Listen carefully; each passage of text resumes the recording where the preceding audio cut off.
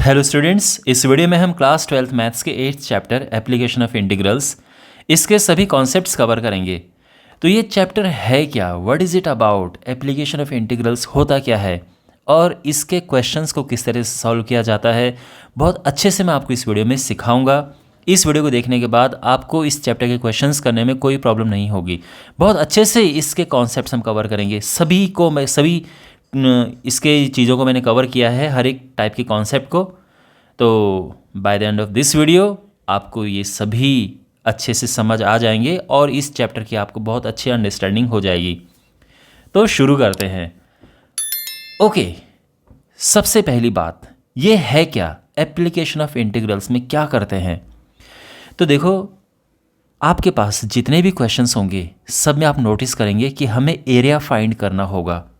तो application of integral में यानी इंटीग्रेशन की एप्लीकेशन क्या है, यूज़ क्या है उसका, तो उसका यूज़ ये है कि हम आराम से एरिया फाइंड कर सकते हैं। अगर हमारे पास कोई इर्रेगुलर एरिया है तो इर्रेगुलर कोई जिस चीज़ है जिसका एरिया हमें फाइंड करना है तो वो हम आराम से फाइंड कर सकते हैं। फॉर एग्जांपल, ये कोई प्लेन है और ये कोई कर्व है और हमें इस कर्व के नीचे का एरिया फाइंड करना है कि यहाँ से और यहाँ के बीच का एरिया बताओ, तो ये एरिया हम आराम से पता कर सकते हैं इंटीग्रेशन की हेल्प से। ये इसका यूज़ है, ये इसकी एप्लीकेशन है। अब ऐसा कैसे होता है, तो एक चीज़ आप देखो, एक होता है डिफरेंशिएशन और एक होता है इंटीग्रेशन। ये दोनों एक दूसरे के ऑपोजिट हैं। अगर हम बात करें डिफरेंशिएशन की, तो अगर हमारे पास कोई बड़ा ऑब्जेक्ट है, कोई बड़ी लेंथ है, कोई बड़ा एरिया है, अगर हमें एक छोटा सा एलिमेंट फाइंड करना है, स्मॉल एलिमेंट, तो वो होता है डिफरेंशिएशन। मान लो कि ये पूरी लेंथ x है तो इसका छोटा सा एक एलिमेंट होगा dx, ये होगा डिफरेंशिएशन। लेकिन इंटीग्रेशन में क्या होता है, इसका बिल्कुल ऑपोजिट होता है। यानी अगर हमारे पास एक छोटा सा एलिमेंट है और हमें पूरा फाइंड करना है तो उस केस में हम इंटीग्रेशन करेंगे। यानी अगर हमारे पास एक छोटी सी लेंथ dx है तो हम इसको इंटीग्रेट करेंगे तो फिर पूरी की पूरी लेंथ आ जाएगी यहाँ से यहाँ तक। आप समझ गए, मैं आपको बिल्कुल सिंपल वे में बता रहा हूँ। तो डिफरेंशिएशन एंड इंटीग्रेशन एक दूसरे के ऑपोजिट होते हैं। डिफरेंशिएशन में हम एक छोटा सा एलिमेंट फाइंड करते हैं, कोई बड़ी चीज़ दी हम उसमें एक छोटा एलिमेंट फाइंड करते हैं, स्मॉल चेंज। और इंटीग्रेशन में अगर कोई स्मॉल सी चीज़ दी हो हम उससे बड़ी चीज़ फाइंड करते हैं। यह आप सिंपल लैंग्वेज में आप ये समझिए। तो इसमें क्या है, आपके पास, जैसे मैंने कहा कि आपके पास इस चैप्टर में ज़्यादातर एरियाज फाइंड करने हैं, तो हमारे पास क्या होगा, एक छोटा सा एरिया एलिमेंट होगा कि भाई एक छोटा सा एरिया है ये, और इस छोटे से एरिया से हमें बहुत बड़ा एरिया फाइंड करना होगा। यानी अगर हमारे पास एक छोटा सा एरिया है उसको इंटीग्रेट करेंगे तो बड़ा एरिया आ जाएगा। यही है इस चैप्टर में। अब सारी जो मेहनत होती है वो है इस चीज़ के पीछे कि ये छोटा सा एरिया कैसे निकले, बाकी तो उसके बाद हमें बस इंटीग्रेट करना है। तो अब ये सीखने के लिए आप थोड़ा सा आगे देखो। ऑलराइट, तो इसमें एरिया कैसे फाइंड करते हैं। देखो, एरिया फाइंड करने के लिए आपके किसी भी तरह से आ सकता है। आपके पास ये आ सकता है जिसमें हमारे पास एरिया हमें कर्व एंड एक्स एक्सिस के बीच फाइंड करना होगा। इस तरह से आ सकता है जिसमें area curve and Y axis के बीच फाइंड करना होगा। या फिर ऐसे भी आ सकता है जब एरिया हमें ये है कर्व, यानी जो भी लाइन होगी, कोई ज़रूरी नहीं कि स्ट्रेट लाइन हो, एक कर्व भी आ सकता है, कर्व लाइन, और बिटवीन बोथ द एक्सिस, इस तरह से हमें एरिया फाइंड करने को आ सकता है। तो आपको तीनों ही समझने हैं अच्छे से, लेकिन बहुत सिंपल है। बेसिक कॉन्सेप्ट क्या है कि एक स्मॉल एरिया एलिमेंट ले लो और उसे इंटीग्रेट कर दो। बहुत ही सिंपल है ये, अगर आप इस चीज़ को माइंड में रखोगे। तो एरिया एलिमेंट कैसे लें, एरिया एलिमेंट हम इस तरह से लेते हैं कि जो इसको पूरा कवर कर दे। अब देखो, हमें एरिया फाइंड करना है कहाँ से कहाँ तक, हमें इसमें एरिया फाइंड करना है, आप देख सकते हैं, कर्व के नीचे और ये जो यहाँ से इनक्लोज्ड है, ठीक है, लिमिट भी दी है, मीन्स हमें ये एरिया फाइंड करना है। हो सकता है कि आपको कभी कभार पूरा एरिया फाइंड करने को मिल जाए बिल्कुल यहीं से ही, अगर कर्व ऐसा हो तो। ठीक है, फिलहाल मैंने यहाँ पे ये लिया है कि आपको इतना एरिया फाइंड करना है, कर्व के नीचे है और एक्सिस के ऊपर है। यहाँ पे जब हम एरिया फाइंड करते हैं तो हमें एक एलिमेंट लेना है। अब एलिमेंट ऐसा लेते हैं कि जो पूरा एरिया एक तरह से उसको कवर करे जो हम ले रहे हैं, जिसके अंडर में ले रहे हैं। अब यहाँ पे कर्व के अंडर ले रहे हैं तो हम एक एलिमेंट इस तरह से लेंगे, इस तरह से हम ये एलिमेंट लेंगे। ध्यान रखना ये एलिमेंट ऐसे लेंगे, ये एलिमेंट आप ऐसे मत ले लेना, क्योंकि हमें यहाँ तो एरिया फाइंड नहीं करना है ना, एरिया हमें ये फाइंड करना है। इस तरह से हम एलिमेंट लेंगे। ओके, अब ये हमने एक छोटा सा एलिमेंट लिया है, एरिया एलिमेंट। अगर हमें एरिया पता चल जाए, मतलब छोटा सा एरिया है तो डी ए लिखेंगे हम, D A means small area. अगर हमें ये पता चल जाए तो फिर पूरे एरिया के लिए हम क्या करेंगे, इसे इंटीग्रेट कर देंगे, सीधी सी बात है। पर ये डी ए होगा क्या, ये डी ए होगा इस एलिमेंट का एरिया। अब देखो ये एक्स एक्सिस है तो यहाँ पर इसकी जो विड्थ है, इसकी ब्रेड्थ क्या होगी, डी एक्स होगी। लेकिन जो इस एरिया, देखो ये रेक्टेंगल बना रहा है, रेक्टेंगुलर शेप है ना, बहुत पतला सा रेक्टेंगल है ये। बट जो इसकी हाइट है ये अच्छी खासी है ना भाई। इसकी जो ब्रेड्थ है वो बहुत स्मॉल है तो उसको हमने डी एक्स ले लिया है, क्योंकि एक्स एक्सिस पे इसीलिए डी एक्स ले लिया है, छोटी सी डिस्टेंस। बट ये जो हाइट है सिग्निफिकेंट है, और ये है वाई। ऐसा क्यों? बिकॉज जो हम अक्सर कोई पॉइंट यहाँ पे लेते हैं तो पॉइंट क्या, जनरल पॉइंट हम एक्स वाई लेते हैं ना। एक्स क्या होता है, एक्स होता है यहाँ से यहाँ तक, वाई होता है यहाँ से यहाँ तक, तो हम वाई ले रहे हैं ये हाइट। तो एरिया क्या होगा इसका, बिकॉज ये एक रेक्टेंगल है तो इसका एरिया होगा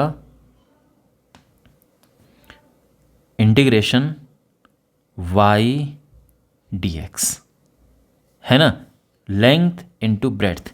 तो ये जो है ये है वाई इंटू डी एक्स, ये एरिया ऑफ दिस रेक्टेंगल, समझ आ रहा है ना, Y into D X, length into breadth. तो इस तरह से हमने डी ए की जगह पे लिख दिया है। अब ये एक इंडिफिनिट इंटीग्रल है, हमें डेफिनेट बनाना है, यानी एक हमारे पास लिमिट है। तो ये है यहाँ से लेके और यहाँ तक, पूरा तो है नहीं, डी एक्स तो यहाँ से यहाँ तक ही, मतलब ये जो एक्स एक्सिस में है वो यहाँ से यहाँ तक है, इतना ही है, यानी x1 से लेके x2। तो ये हमने x1 लिखा, ये x2 लिखा, और इस तरह से ये हमारा फॉर्मूला बन चुका है। क्लियर हो गया? ऐसे हम करेंगे, बस बहुत सिंपल है। अगर हमारे पास मान लो कि क्वेश्चन हो कि y जो है वो है x square plus x plus, ऐसे मान लो कोई भी कर्व हो, तो हम y की जगह पे रख देंगे, और x1 से x2 लिमिट्स होंगी यहाँ पे। मान लो कि ये 2 है, ये 4 है, तो यहाँ पे 2 और 4 लिख देंगे। तो ये कुछ इस तरह से होगा, 2 to 4 x square plus x minus 3dx, और बस इंटीग्रेट करके लिमिट पुट कर देंगे, आंसर आ जाएगा। इस तरह से क्वेश्चन फिर आगे होगा, प्रोसीड। ठीक है, तो ये है। अब अगर क्वेश्चन इस तरह से आता है कि जिसमें हमें वाई एक्सिस एंड कर्व के बीच फाइंड करना, तो उस केस में अब जो हम एलिमेंट लेंगे वो ऐसे तो ले नहीं सकते ना एलिमेंट। आप खुद सोचो ऐसे क्यों लेंगे हम एलिमेंट, क्योंकि अब एरिया तो ये निकालना है हमें, तो हम एलिमेंट इस तरह से लेंगे जो ये एरिया कवर करे। तो ये एलिमेंट हम इस तरह से, ये हम इस तरह से, ये हम एलिमेंट ले लेंगे। अब ये एक छोटा सा एरिया है, अगेन सेम स्मॉल एरिया। अब इसका एरिया क्या होगा, तो देखो बिकॉज ये वाई एक्सिस में है तो इस रेक्टेंगल की जो छोटा सा हमने ये एरिया एलिमेंट लिया है, एक रेक्टेंगुलर शेप का है ये, तो ये डी वाई, क्योंकि वाई एक्सिस पे तो ये डी वाई होगा, बट यहाँ से यहाँ तक होगा और ये एक्स होगा। तो इस केस में ये हो जाएगा area of this small rectangle, ये जो एक एरिया एलिमेंट हमने लिया that is X times D Y. तो एरिया क्या होगा, तो एरिया होता है इंटीग्रेशन ऑफ डी ए, यानी ये हो जाएगा X D Y, but Y की लिमिट है यहाँ से यहाँ तक, y1 to y2। तो यहाँ पे ये हो गया एरिया। ठीक है, इस तरह से हम ये एरिया फाइंड करेंगे। तो अब हमारे पास कोई अगर इक्वेशन एक्स में हो और y1 to y2 ये लिमिट्स दी हों तो फिर आराम से हम एरिया फाइंड कर सकते हैं। बट कभी कभार ये होता है, हमारे पास ऐसी सिचुएशन आ जाती है। अब यहाँ पे आप ये सोच रहे हो कि एलिमेंट हम कैसे लें। तो देखो, यहाँ पे एलिमेंट हम ऐसा भी ले सकते हैं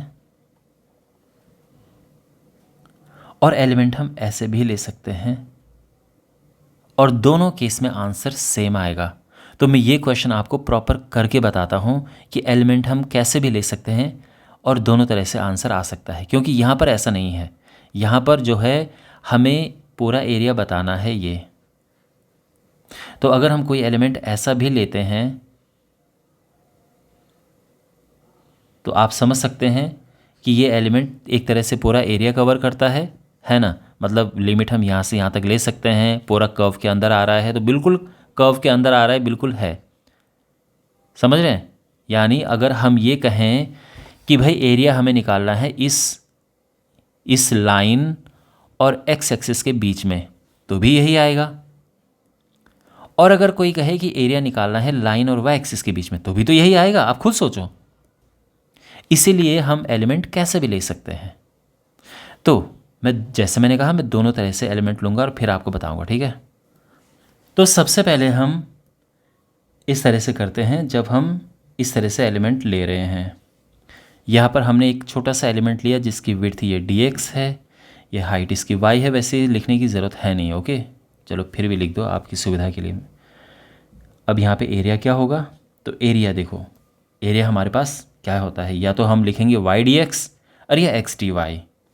तो यहाँ पे बिकॉज एलिमेंट हमारे पास dx है तो ये आएगा y dx, और लिमिट इसमें ऑफ कोर्स जो ये होता है ये आती है। अगर ये dx होगा तो x1 x2 आएगा, और ये dy होगा तो y1 y2 आता है, ये है। और अब रखते हैं यहाँ पे। अब देखो x कहाँ से कहाँ तक है, तो आप क्लियरली देख सकते हैं इस कर्व के नीचे x यहाँ से लेके पूरा हमें ये यहाँ से लेके यहाँ तक लेना है। यहाँ पर x तो 0 ही होगा ऑफ कोर्स। यहाँ पर x क्या है, तो आराम से निकाल सकते हैं। y 0 रखेंगे तो x3 आएगा, है ना। y 0 रखो x3 आएगा, इक्वेशन है यहाँ पे लाइन की हमारे पास। और अगर x को 0 रखते हैं तो y 6 आता है, तो ये 6 है। जब उसकी ज़रूरत पड़ेगी तब यूज़ कर देंगे हम। बट अभी जो लिमिट है वो 0 to 3 है। y क्या है, y है 6 माइनस 2x, तो y को हम x की टर्म्स में लिखेंगे, और उसका रीज़न है कि हमारे पास dx है, तो x होना चाहिए तभी तो हम इंटीग्रेट कर पाएंगे। तो ये हम इंटीग्रेट करेंगे, ये हुआ 6x minus 2 into x square upon 2। ये 2 से 2 कटा, लिमिट है 0 to 3। अब अपर लिमिट रखेंगे हम यहाँ पे, तो 6 3 18 माइनस 3 3 9। लोअर लिमिट रखेंगे तो सब 0 ही है। कुल मिला के ये आ चुका है 9 स्क्वायर यूनिट। ठीक है, बात समझ आ गई। अब अगर हम एलिमेंट लें इस तरह से, अब मैं एलिमेंट इस तरह से ले रहा हूँ, और ये हम यहाँ पे लिख देता हूँ मैं सेकंड टाइप से, ठीक है। यहाँ पर ये एलिमेंट लिया है, ये y एक्सिस है, तो इसकी जो विड्थ होगी वो dy होगी। y एक्सिस पे है ये छोटी सी विड्थ, हाँ, जो इसकी लेंथ होगी ये x होगी। तो जो एरिया होगा that will be x dy, और लिमिट ऑफ कोर्स y1 से लेके y2 तक आएगा। अब अगर आप देखें तो y पूरा यहाँ से लेके यहाँ तक है, क्योंकि हमें पूरा ही ये लेना है। तो y की लिमिट आएगी 0 to 6, ठीक है।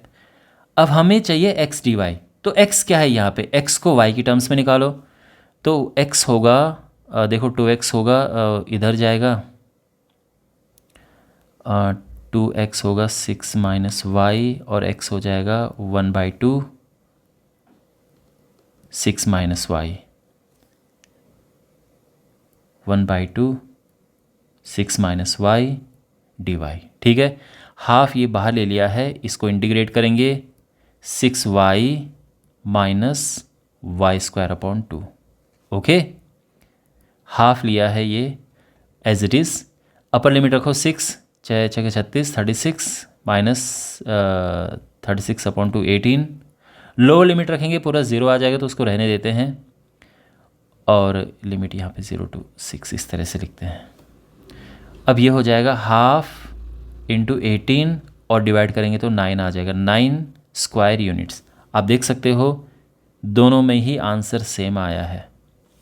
तो जब हमारे पास स्कोप होता है कि हम किसी भी तरह से एरिया फाइंड कर सकते हो, कोई भी एलिमेंट ले सकते हैं, तो उस केस में आपकी चॉइस है कि आप कौन सा एलिमेंट है, कौन सा आपको कन्वीनियंट लग रहा है। तो हम आगे क्वेश्चंस प्रैक्टिस करेंगे, इवन एनसीईआरटी के क्वेश्चंस वगैरह सभी मैं आपको करवाऊंगा। लिंक आपको इस वीडियो की डिस्क्रिप्शन में मिल जाएंगे। तो आराम से एक एक टॉपिक, एक एक कॉन्सेप्ट आप अच्छे से समझ जाएंगे। एनीवे, अभी तक ये आप समझ चुके हो। ओके, अब आपके पास क्वेश्चंस इस तरह से आते हैं। अभी तो बड़ा आसान था ये, but sometimes you get questions when you have 2 curves involved, जब 2 कर्व्स इन्वॉल्व्ड होते हैं। अब मान लो कि हमारे पास क्वेश्चन इस तरह से है, हमें ये एरिया फाइंड करना है, तो कैसे फाइंड करेंगे? अब देखो यहाँ पे ये एरिया हमें ये वाला फाइंड करना है, इनके बीच का एरिया फाइंड करने के लिए अब एलिमेंट हम लेंगे। तो जो एलिमेंट है वो हम ऐसे भी ले सकते हैं, मीन्स देखो यहाँ पे इस तरह से हम एलिमेंट को इस तरह से भी ले सकते हैं और हम एलिमेंट इस तरह से भी ले सकते, ठीक है ना? दोनों तरह से हम ले सकते हैं और दोनों तरह से क्वेश्चन सॉल्व हो सकता है। अब यहाँ पर आप ठीक से समझो, ये हमारे पास 2 कर्व हैं। जो ये वाला कर्व है, ये वाला ये है x स्क्वायर इक्वल्स टू 2, या आई मीन टू से 4ay के टाइप का कर्व है ये, और ये वाला जो कर्व है ये है y square equals to 4ax, इस तरह का कर्व है ये, है ना? तो यहाँ पे अब आप ठीक से समझो, एक एक चीज़ मैं आपको अच्छे से समझाने की कोशिश कर रहा हूँ। अब सबसे पहले तो ये है कि अगर हमने इसको इस तरह से लेना है, जो ब्लू वाला आप देख रहे हैं, अगर हम ये एलिमेंट लेते हैं तो उसमें एरिया क्या होगा? तो अब आप ये सोचो, आप सोचो ब्लू वाले की हम बात कर रहे हैं ना, तो हमारे पास ये समझो कि एरिया हमने निकालना है कर्व एंड एक्स एक्सिस के बीच में। तो उसमें इस तरह से हम लेंगे लिमिट, क्योंकि यहाँ पे ये कट रहा है। तो अगर मैं इस वाले कर्व की बात करूँ तो इसके नीचे जो एरिया है वो कहाँ से कहाँ तक होगा? वो बिल्कुल ये होगा ना। आप समझ रहे हो?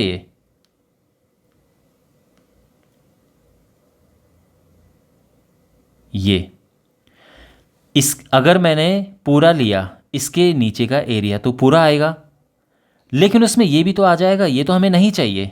तो हम क्या करेंगे? हम इतना हटा देंगे, इतना हम माइनस कर देंगे। तो अब देखिए ये चीज़ होती कैसे है।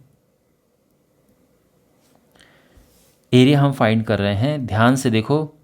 मैं ये दोनों कर्व मैंने यहाँ पे लिखे हुए हैं, ठीक है? ये कर्व नंबर 1 है क्योंकि ऊपर की तरफ है, कर्व नंबर 2 ये नीचे की तरफ जा रहा है, ये ठीक है ना? ये ऊपर की तरफ से ये आ रहा है। अच्छा, तो यहाँ पे बिकॉज मैं इस तरह से ले रहा हूँ तो ये छोटा सा एलिमेंट होगा dx। तो यहाँ पे आप देखो सबसे पहले आएगा y1 dx, यानी ऊपर वाला कर्व लिया मैंने, लेकिन उसमें से माइनस कर देंगे नीचे वाला कर्व y2 dx। लिमिट इसमें बिल्कुल यही होंगी 0 से लेके, और ये जो भी पॉइंट होगा, है ना, ये मैं इस पॉइंट को x2 नाम दे रहा हूँ। तो दोनों में ही लिमिट सेम आएंगी, 0 to x2, जो भी पॉइंट होगा ये 0 to x2। y1 y2 क्या है? y1 है जो ऊपर वाला कर्व है, ये वाला। तो यहाँ y क्या है? यहाँ y है स्क्वायर रूट 4ax dx। अब दूसरा वाला 0 to x2। अब y1 क्या है? यानी नीचे वाला कर्व, जो कि हमने माइनस किया है क्योंकि इसके नीचे तो हमें नहीं चाहिए। तो उस केस में होगा ये वाला कर्व। यहाँ पे y क्या है बताओ ज़रा? यहाँ पे y है x² / 4a dx, और फिर वैल्यूज़ पुट करके हम आराम से फाइंड कर सकते हैं। समझ गया आप बात को? तो इस तरह से हम ये एरिया फाइंड करेंगे अगर हम ऐसे लें। लेकिन ध्यान से देखो, हम इसे दूसरे तरह से भी कर सकते हैं।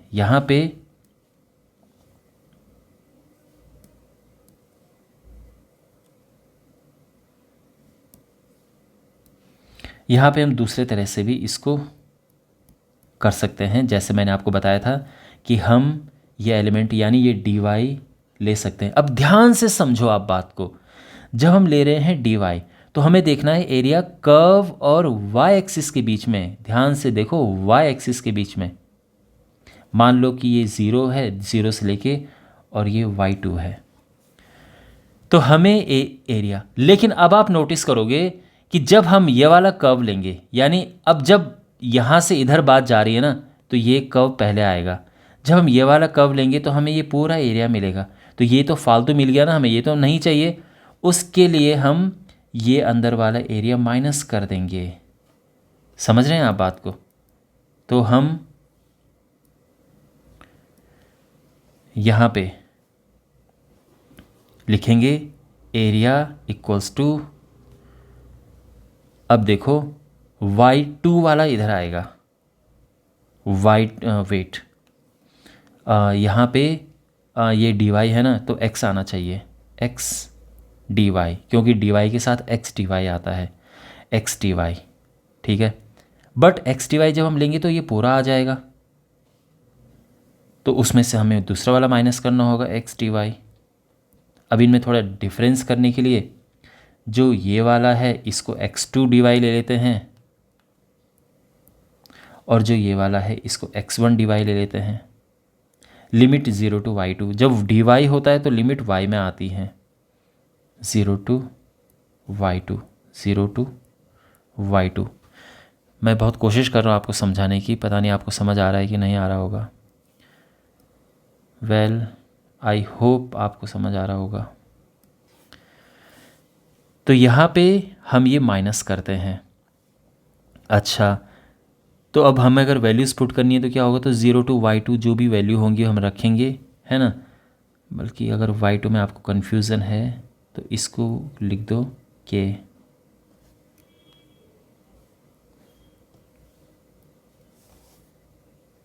ज़ीरो टू k, ठीक है। और ये पॉइंट h ले लो।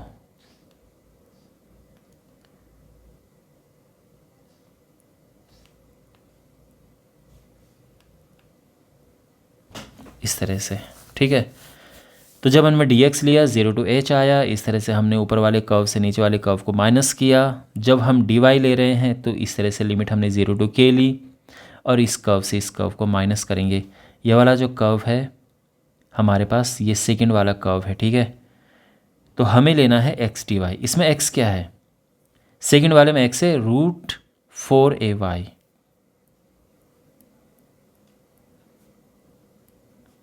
माइनस 0 to k, और जो ये पहला वाला है इसमें x क्या है, y²/4a।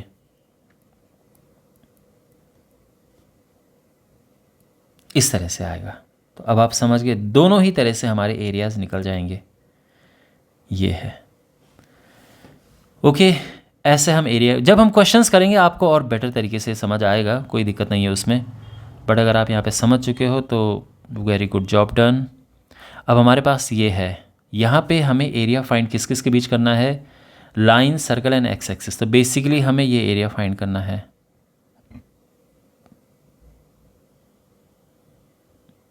ये एरिया फाइंड करना है। अब ये एरिया कैसे फाइंड हो, बहुत सिंपल है ये तो।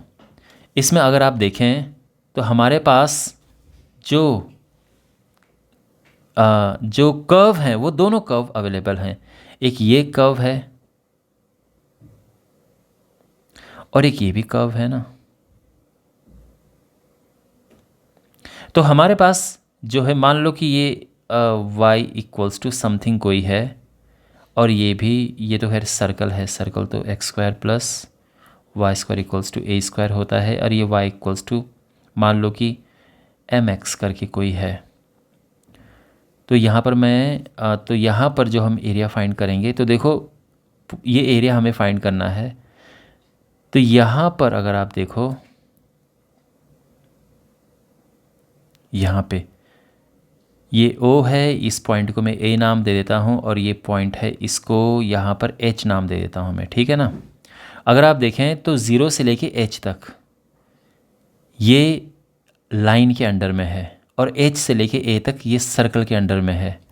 तो जब हम एरिया फाइंड करेंगे तो उस केस में क्या आएगा, अब देखो दोनों dx हैं, ये भी dx है, ये भी dx है, तो दोनों ही आएगा, y dx लाइन वाला भी आएगा, प्लस y dx ये सर्कल वाला भी आएगा, ठीक है ना। तो ये हो जाएगा, जब लाइन है तो उसमें लिमिट 0 to h होगी, और लाइन की इक्वेशन यहाँ पे mx आप देख सकते हैं dx, और जब सर्कल है तो सर्कल में क्या होगा, y है, एक्स स्क्वायर उधर जाएगा तो root A square minus X square D X, और लिमिट आएगी h to a, और फिर हम सॉल्व कर देंगे। इस बार हमें प्लस करना है, क्योंकि आप देख सकते हैं हमें ये एरिया भी फाइंड करना है और ये एरिया फाइंड करना है, दोनों को प्लस करना है। तो अब आप देखो कहाँ हमने प्लस किया, कहाँ माइनस किया, ये सब अच्छे से समझो आप। Okay, alright. अब एक और इम्पॉर्टेंट पार्ट है, वो है स्केच एंड ग्राफ्स, मतलब ये फिगर ड्रॉ करना, ग्राफ्स ड्रॉ करना, स्केच ड्रॉ करना कि भाई पैराबोला कैसे ड्रॉ करते हैं, स्ट्रेट लाइन कैसे ड्रॉ करते हैं। तो पहली बात तो मैं आपको सीधा डिफरेंस बता देता हूँ कि स्केच और ग्राफ में क्या डिफरेंस है। देखो, ग्राफ होता है जब हम बिल्कुल देखते हैं कि 1 2 3 सेंटीमीटर एकदम इस तरह से हम देखते हैं, 1 2 3 बिल्कुल प्रॉपर वे में चलते हैं, ये होते हैं ग्राफ्स। स्केच होता है कि हम अंदाजे से लाइन खींच देते हैं। स्केच में कोई ज़रूरी नहीं कि कभी कभार क्या होता है कि यहाँ पर हमने 5 लिया और यहाँ पर हम 10 भी ले सकते हैं अपनी सुविधा के हिसाब से, है ना। कभी कभार होता है ऐसा, वैसे अक्सर तो हम ऐसा करते हैं, जैसे मान लो कि ये 5 है, यहाँ ले लिया, 1 है तो रफली यहाँ ले लिया अंदाजे से। ये होता है स्केच ड्रॉ करना, कि एक रफ आइडिया हमें मिल जाता है कि फिगर किस तरह से है। तो यूजुअली हम स्केचेस ड्रॉ करते हैं, ये ध्यान रखना। सबसे पहली बात स्ट्रेट लाइंस। तो इसमें सबसे पहली बात तो ये होती है कि हम पहचाने कैसे कि ये स्ट्रेट लाइन है। उसमें लिखा हुआ तो नहीं आएगा ना कि भाई ये स्ट्रेट लाइन है, कभी कभार तो केवल लिखा आएगा कि area between X square plus Y square equals to something करके, और कभी कभार होगा कि 4x square plus 9y square, इस तरह से कुछ होगा, लिखा नहीं होगा उसमें कि ये शेप है, हमें आइडेंटिफाई करना होगा। तो स्ट्रेट लाइन कौन सी होती हैं? सिंपल सी बात है, जहाँ पे powers of x and y are just 1, x and y की पावर केवल 1 मिलेगी आपको। या तो ये देखो, इसमें केवल x है बट पावर आप देख सकते हैं 1 है, इसमें केवल y है, अगेन y की पावर 1 है, इसमें x y दोनों हैं, दोनों की पावर 1 1 है, और इसमें x और y दोनों हैं लेकिन दोनों की पावर आप देखो 1 1 है। एंड आई एम श्योर आपको पता होगा ड्रॉ कैसे करना है। ये x इक्वल्स टू 5 पे लाइन जा रही है, 1 पे ये है, ये ऑरिजिन है, इस तरह से इसको ड्रॉ करना होता है, और ये है। जब हम इसे ड्रॉ करते हैं तो ये इस तरह से इसका स्केच बनता है। x 0 रखो तो y 4 आएगा, y 0 रखो x 2 आएगा, तो इस तरह से लाइन हमने ड्रॉ कर दी है, सिंपल। ठीक है, ये हमने ये स्केच बना दिए हैं। अब है पैराबोला। पैराबोला कैसे पहचाने? पैराबोला में क्या होता है कि एक की पावर 1 वेरिएबल हैज़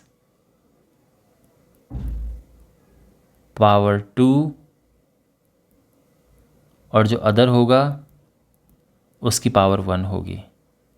तो अब यहाँ पे देखो, ये है x square equals to 4ay, तो आप देख सकते हैं x की पावर 2 है, y की पावर 1 है। तो जब भी ऐसा होगा तो ये, और ये शेप ध्यान रखना आप, ये y एक्सिस है और ये x एक्सिस है। ये है y square equals to 4ax, ये है x square equals to -4ay, और ये है Y square equals to -4ax। ठीक है, तो बहुत सारे स्टूडेंट्स कंफ्यूज होते हैं कि सर ये कैसे पता करें, 4 अलग अलग टाइप के पैराबोलाज हैं, कितनी कन्फ्यूज़न होगी हमें जब एग्ज़ाम में क्वेश्चन आएगा। देखो कन्फ्यूज़न की कोई बात नहीं है। एक्सिस देखो, यहाँ पे इस पैराबोला की एक्सिस ये है, यहाँ पे इस पैराबोला की एक्सिस ये है एक्स एक्सिस, यहाँ पे इस पैराबोला की एक्सिस नेगेटिव वाई है और यहाँ पे इसकी एक्सिस नेगेटिव एक्स है। एक्सिस हमेशा वो होगा जो सिंगल पावर में होगा, single power axis single power, ये ध्यान रखना।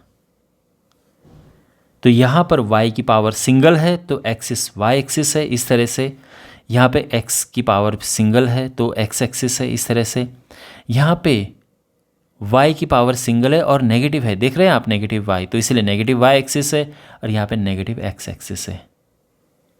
इस तरह से हम ये ड्रॉ कर सकते हैं। देखो बहुत कॉम्प्लिकेटेड पैराबोलाज भी होते हैं कि पैराबोला उन्होंने यहाँ बना दिया या पैराबोला यहाँ बना दिया, बट आपके सिलेबस में जो ये आपका सिलेबस है उसमें पैराबोलाज इतने कॉम्प्लिकेटेड नहीं है, सिंपल बेसिक पैराबोलाज हैं जिसमें इनका जो एक वर्टेक्स है ये आपको ओरिजिन पे मिलेगा, है ना। ये जो वर्टेक्स है ये वर्टेक्स आपको ओरिजिन पे मिलेगा, इससे चिपका हुआ।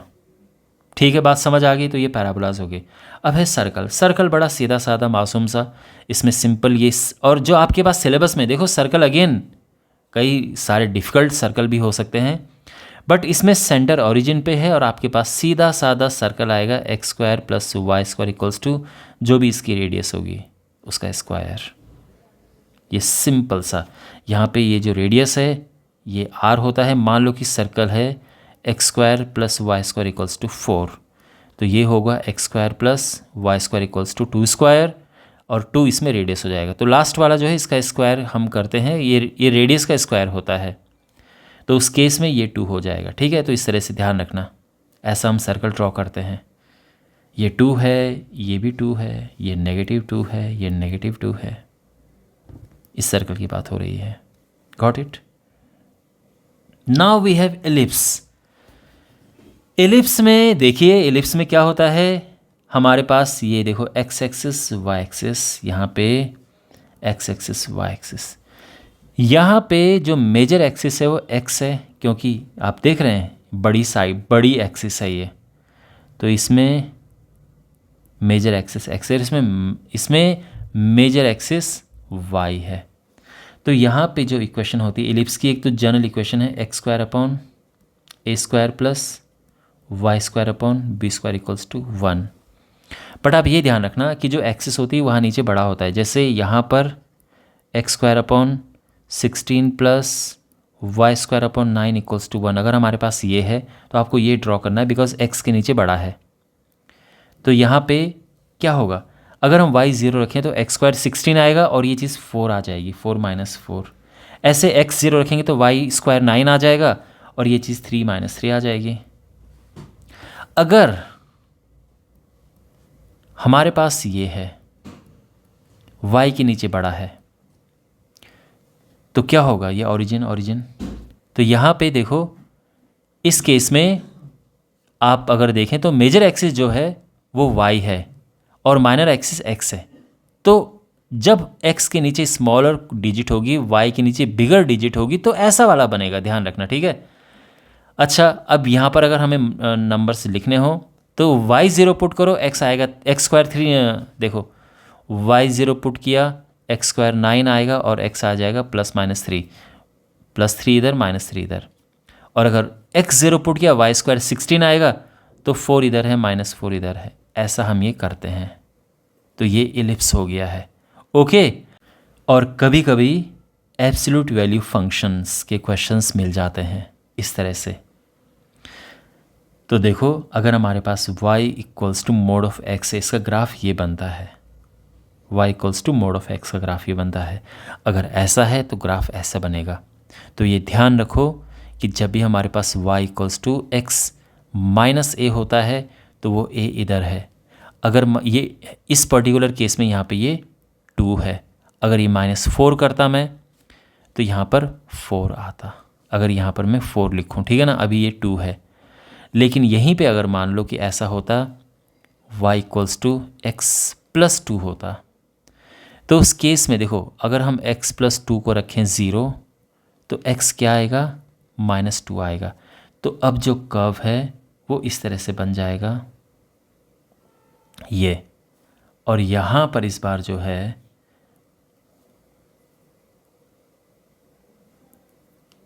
-2 इधर होगा।